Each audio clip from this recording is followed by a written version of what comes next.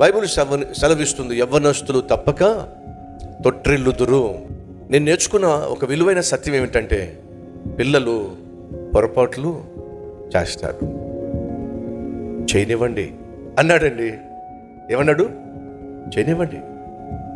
ఆ పొరపాట్లు చేసినప్పుడే జీవితాన్ని వాళ్ళు నేర్చుకుంటారు. పొరపాట్లే వాళ్ళ జీవితంలో విలువైనటువంటి పాఠాలు నేర్పిస్తాయి. అప్పుడే ఓటమి అంటే ఏమిటో తెలుస్తుంది, అప్పుడే అవమానం అంటే ఏమిటో తెలుస్తుంది, అప్పుడే జీవితం నేర్పించే పాఠాలు వాళ్ళు నేర్చుకుంటారు.